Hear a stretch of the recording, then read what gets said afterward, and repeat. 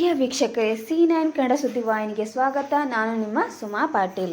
ಕಲಬುರಗಿ ಜಿಲ್ಲೆಯ ಚುಂಚೋಳಿ ಪಟ್ಟಣದ ಚಂದಾಪುರ್ ಗಣೇಶ್ ಮಂದಿರದಲ್ಲಿ ನಾಗರ ಪಂಚಮಿ ಹಬ್ಬದ ಅಂಗವಾಗಿ ಮಹಿಳೆಯರು ನಾಗದೇವತೆಯನ್ನು ಪೂಜೆ ಮಾಡಿದರು.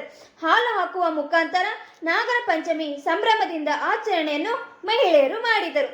ವರದಿಗಾರರು ನಾಗರಾಜ್ ಪಾಟೀಲ್, ಚುಂಚೋಳಿ.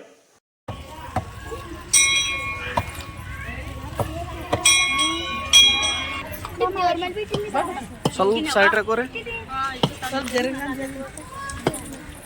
ಸ್ವಲ್ಪ ಸ್ವಲ್ಪ ಮತ್ತೆ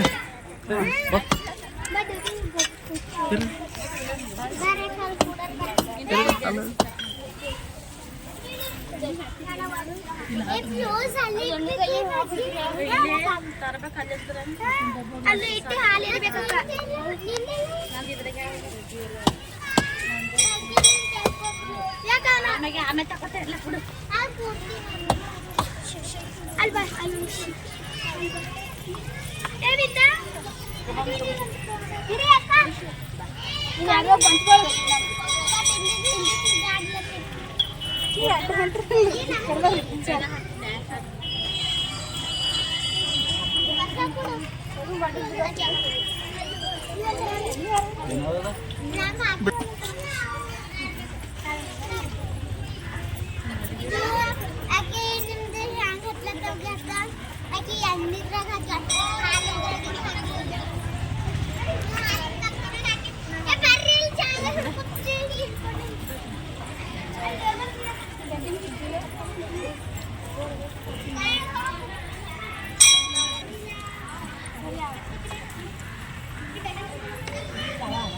ಇವತ್ತು ನಾಗರ ಪಂಚಮಿ ಆದ್ರೆ ಏನೇನ್ರಿ ವಿಶೇಷ ಹಬ್ಬದ್ದು?